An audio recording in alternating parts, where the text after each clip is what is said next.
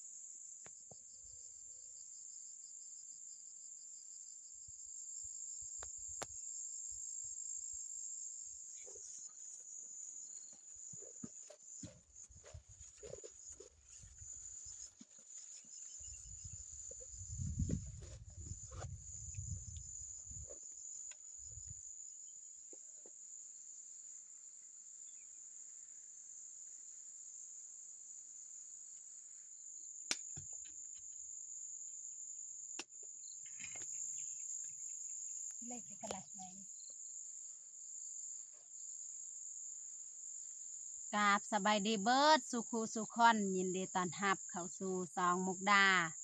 มื้อนี้มุกดากับพาบ่าวยืงเข้าไปหลอกมันมื้อนี้เฮาก็บ่ได้ไปให้เพราะว่าตอนเช้าก็ฝนตกแมนตอนเช้าฝนตกพี่น้องก็เลยบ่ได้เข้าให้แต่ว่าหญ้าให้ของเฮานี่ยังลายแต่ว่ามื้ออื่นมื้อฮื้อกะเฮาก็สิเริ่มเข้าไปเสียอีกเนาะแต่ว่าตอนเช้ามื้อนี้ฝนตกก็เลยเฮาสิเข้าไปลกมันเพราะมันของเฮาก็เบิดเฮาสิเลี้ยงไก่เลี้ยงหมูก็บ่เป็นต้องได้ไปลกเอาเนาะโอเคมีแต่ทุกคนติดตามเบิ่งติดตามชมกับพวกเขาเลยนี่แหละส่วนบักนัดที่เฮาไปเสียมื้อนั้นเนาะตอนนี้ก็แปลนดีแล้วหญ้าก็ตายเกลี้ยงเบิด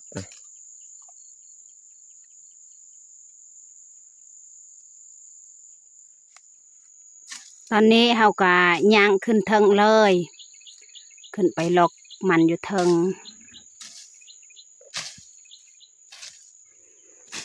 ตอนนี้เฮาก็มาฮอดในสวนมันนี่สวนมันของเฮาก็ยังหน่อยเดียวเนาะ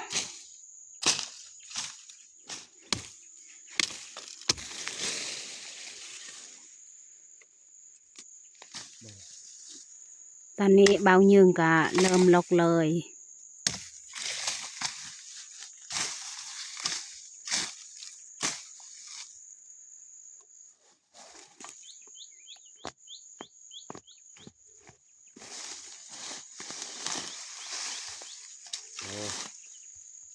มันอันนี้ถ้าว่าหนูบ่กินนี่ดกพี่น้องแต่หนูแหละควัดกินหญ้าของบ่ได้ทางมันหก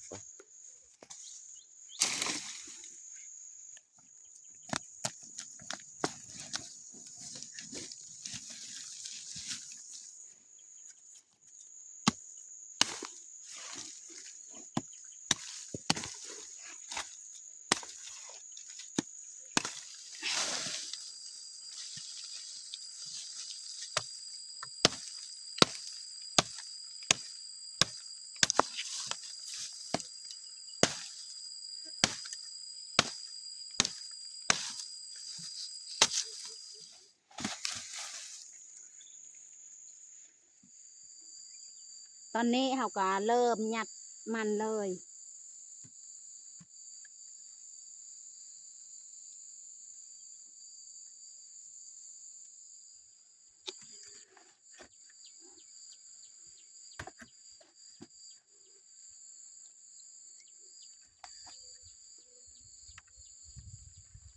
กระปากัง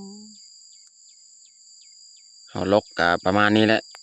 บ่ได้ลกลายยันมันเน่าก่อนเนาะส่วนลายนี่เขาจะเกลือเป็ดเกลือไก่นี่ถ้าว่าขุดเต็มกระพานี่มันเน่าอีกตอนนี้เขาก็จะเกียมกลับบ้านเลย กลับมาเห็ดกินเห็ดอยากอยู่บ้าน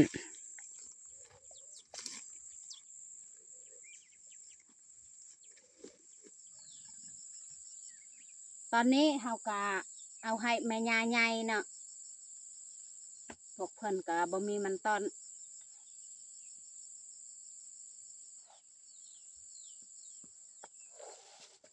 หญ้าใหญ่เพิ่นมาเสียหญ้านี่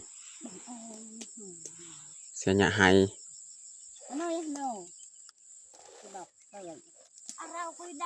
เพิ่นก็บ่มีมันก็เลยเอาแบ่งให้เพิ่นอีกเนาะ ไปตีไงจ้าเขาอย่างกรอเขาเต็มกรอที่ดอกเขาเต็มฟ้าอาจารย์เอาที่เดิมตอนนี้เฮากลับมาฮอดบ้านแล้วมีแต่เฮาจะเกียมเฮ็ดอาหารการกินและเฮาจะมาเฮ็ดป่นไข่ตอนนี้เฮาเตรียมมักพริกกระเทียมหอมแดงก็เรียบร้อยมีแต่เฮาจะเอามาคั่วเลย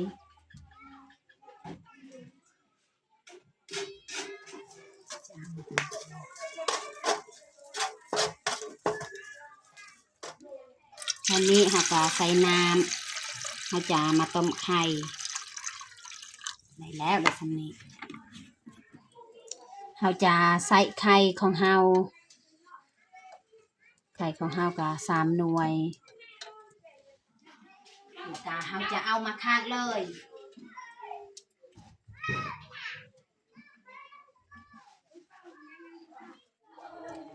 เราจะเอามาพริกกระเทียม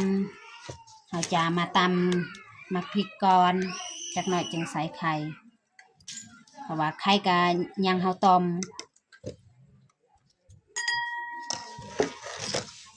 เราจะเอามาตำเลย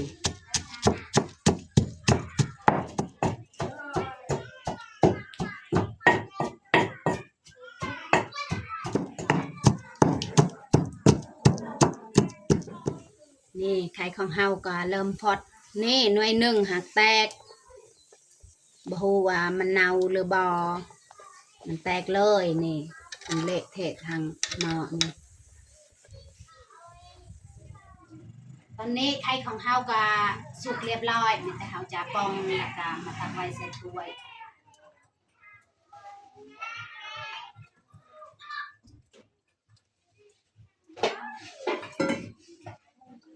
จะตักแล้วก็เอามาใส่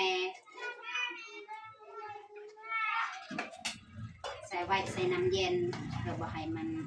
ติดเวลาเอาปอกเปลือก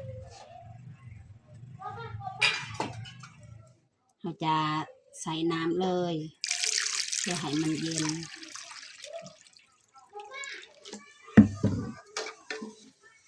หน่วยอันนี้ก็มันแตกแล้วยังเหลือแต่2 หน่วย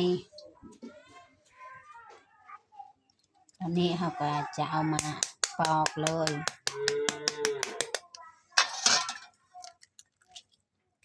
นี่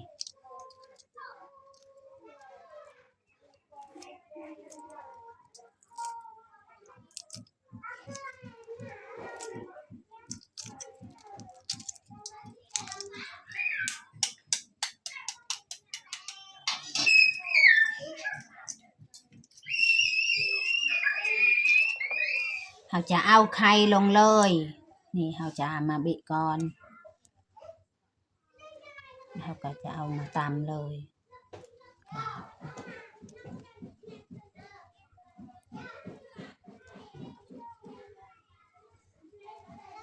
หน่วยหนึ่งนี่เราจะปะให้ลูกสาว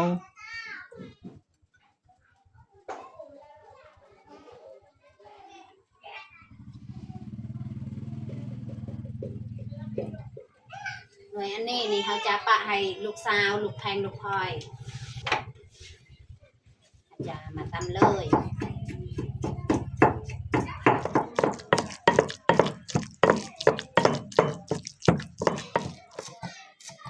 ต อนนี้เราก็จะมาซอยหอมเปรย์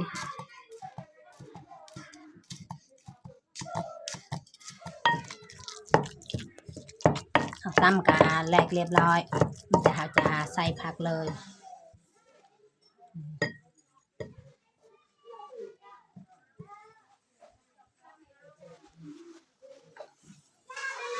เราจะค่อยๆเนียน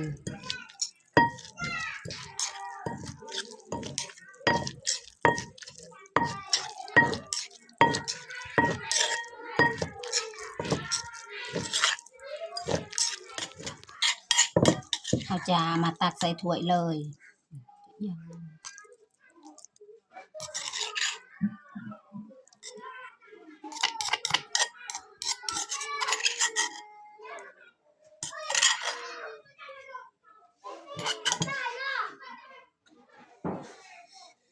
ตอนนี้ก็เรียบร้อยเราแต่งผักเข้าแต่เราจะปาดไข่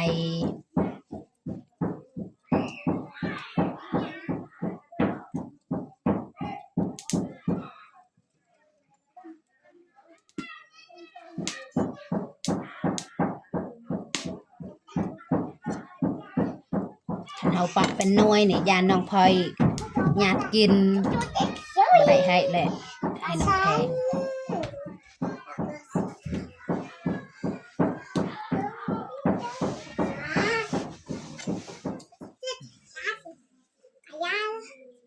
ตอนนี้เราจัดผักเข้ากันเรียบร้อยเราก็จะเอิญน้องพลอยแล้วก็เบายืงมากินข้าว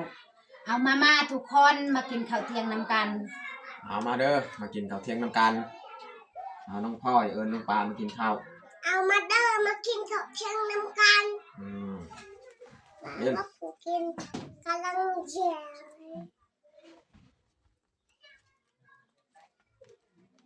อาหารเที่ยงวันนี้นี่น้องมุกดาเห็ดคนเดียวเลยแจ่วไข่เนาะ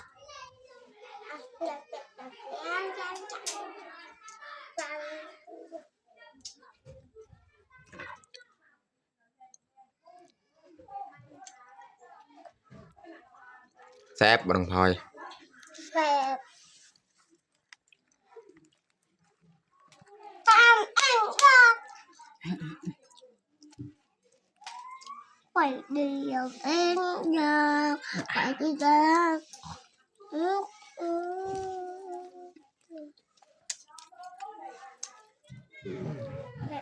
มาเลยตรงนี้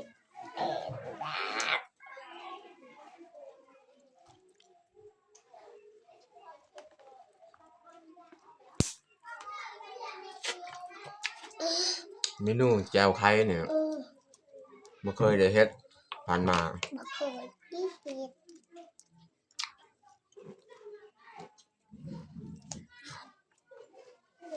อะไรก็ไม่ไข่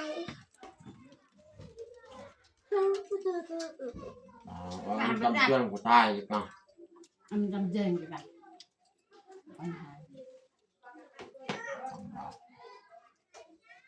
ยำขนมมาตั้งบ่าวเปิดอัพเปิดอัพไปอัพอะไรเลย